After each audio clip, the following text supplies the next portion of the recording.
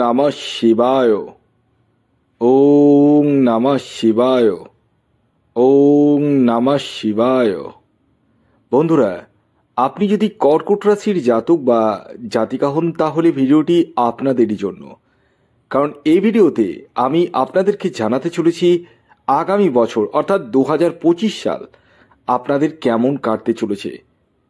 অর্থাৎ এই 2025-এ আপনাদের জীবনে কি কি ঘটনা ঘটতে চলেছে তার একটা আগাম ইঙ্গিত বা পূর্বাভাস আমি আপনাদেরকে এই ভিডিওতে দিতে চলেছি। থাম্বনেলে আমি লিখিয়ে দিয়েছি রাজসুখ পেতে চলেছে। হ্যাঁ, রাজসুখ তো অবশ্যই পাবেন, কিন্তু সমস্যা কি নেই? সমস্যাও আছে। কোন জায়গা থেকে সমস্যা আসতে পারে এবং তার জন্য প্রতিকার হিসেবে কি করবেন সেটিও কিন্তু ভিডিওতেই বলবো। তাই এটি বার্ষিক রাশিফলের ভিডিও, যেহেতু ভিডিওটি একটু লেন্দি বা বড় হতে পারে, আমি আপনাদের কাছে মার্জনা চেয়ে নিচ্ছি। তার জন্য ভিডিওটি কন্টিনিউ দেখুন এবং ভিডিওর এতটুকু অংশ, সূক্ষ্ম অংশ কিন্তু মিস করবেন না। কারণ এই ভিডিওতে আমি গ্রহের গোচর ধরে বলার চেষ্টা করব যাতে আপনাদের প্রত্যেকেরই বুঝতে সুবিধা হয়। মূলত এই ভিডিওতে আমি 4টি প্ল্যানেট নিয়ে আলোচনা করব। মেন ভাইটাল প্ল্যানেট 4টি। 1 নম্বর শনি বা শনি গ্রহ 30শে মার্চ 2025 ট্রানজিট করছে। দ্বিতীয় হচ্ছে বৃহস্পতি গ্রহ। বৃহস্পতি গ্রহ 15ই মে ট্রানজিট করছে। তৃতীয় রাহু এবং চতুর্থ কেতু গ্রহ।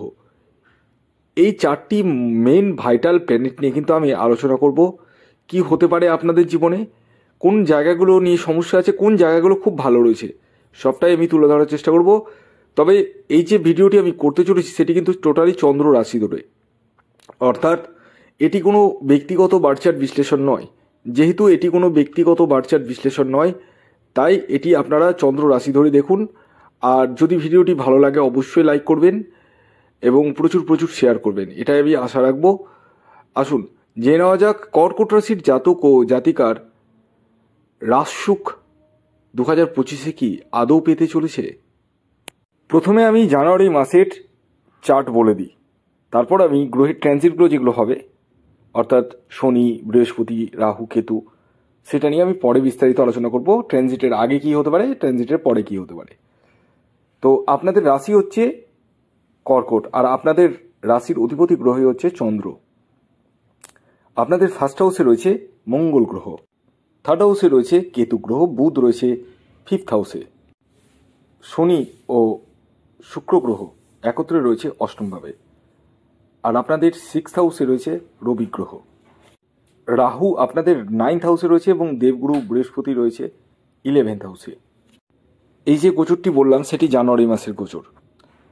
এর মধ্যে ট্রানজিট হবে শনি, রাহু, কেতু এবং বৃহস্পতি। প্রথমে আমি বৃহস্পতি গ্রহ মানে শুভ গ্রহ দিয়ে শুরু করি। দেবগুরু বৃহস্পতি, হ্যাঁ, এই যে প্ল্যানেটটি অর্থাৎ দেবগুরু বৃহস্পতি ট্রানজিট করবে 15ই মে।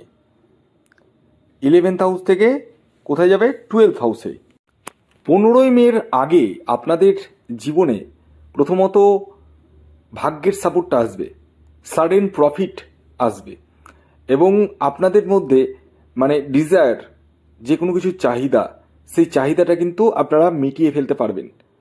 সেই জায়গাটা কিন্তু যথেষ্ট শুভ রয়েছে এবং আপনাদের মধ্যে জ্ঞানের জায়গাটা যথেষ্ট থাকবে এবং ধর্মীয় যাত্রা হওয়ার সম্ভাবনা রয়েছে এবং আপনাদের মধ্যে একটা পরোপকারী ভাব, সেই জায়গাটা কিন্তু থাকবে। কিন্তু যখন 15ই মে বৃহস্পতি ট্রানজিট করবে 12th হাউসে, চিত্রটা কিন্তু একটু আলাদা হয়ে যাবে। তবে 15ই মের আগে পর্যন্ত বিবাহের জায়গাটাও যথেষ্ট শুভ রয়েছে, সন্তান প্রাপ্তির জায়গাটাও শুভ রয়েছে। কিন্তু 15ই মের পরবর্তী সময়ে দেবগুরু বৃহস্পতি আসবে 12th হাউসে। 12th হাউস মানে খরচার জায়গা, খরচা বাড়িয়ে ফেলবে, কিছু অংশে লোন হতে পারে, শত্রুতা বৃদ্ধি হতে পারে, মানসিক টেনশনের জায়গাটা বৃদ্ধি হতে পারে এবং ভাগ্যের সাপোর্টটা সেই মাত্রায় নাও পেতে পারেন। হ্যাঁ, সেই জায়গাগুলো কিন্তু দেখতে পাওয়া যাচ্ছে এবং গৃহে ছোট ছোট বিষয়ে একটু মতবিরোধ, মত পার্থক্যের জায়গাটা কিন্তু হয়ে উঠতে চলেছে।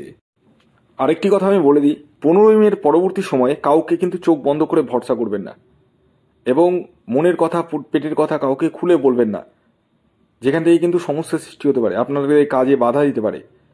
এবং আরেকটি বিষয় বলি, আপনাদের মধ্যে মানে মুখের বাণীকে কিন্তু মধুর রাখতে হবে, না হলে কিন্তু সমস্যা রয়েছে। রাগ জেদ বৃদ্ধি পাওয়ার সম্ভাবনাও কিন্তু আমি দেখতে পাচ্ছি 15 মের পরবর্তী সময়। তাই জেদটা যদি করেন, জেদের মতো জেদ করুন, মানে কিছু করে উঠবো এইরকম জেদ। নিজেকে ধ্বংস করব না, নিজেকে খারাপ জায়গায় নিয়ে যাব না, কিছু করে উঠবো, এই জেদটা রাখুন, তাতে কিন্তু আপনাদেরই মঙ্গল।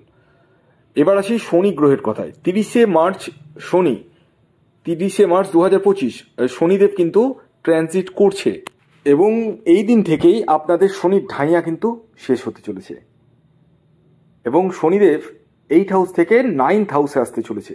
হ্যাঁ, এটা একটা পজিটিভ দিক বলতে পারেন, কারণ শনিদেব হচ্ছে কর্মফলদাতা, শনি হচ্ছে ন্যায়কারক গ্রহ। আর এই ঢাইয়ার কারণে অনেক যে বাধা বিপত্তিগুলো পেয়েছেন, সেই বাধা বিপত্তি কিন্তু কাটবে, এবং শনির পূর্ণাঙ্গ সাপোর্ট কিন্তু আপনারা পাবেন এই বছরে। যে কারণে আমি লিখেছি রাজ সুখ পেতে চলেছেন। 30শে মার্চ 2025 আগে পর্যন্ত আপনারা যদি কোনো প্ল্যানিং করে থাকেন, ধরুন একটা ফ্ল্যাট কিনবো ভাবছেন, গাড়ি কিনবো ভাবছেন, থেমে যান।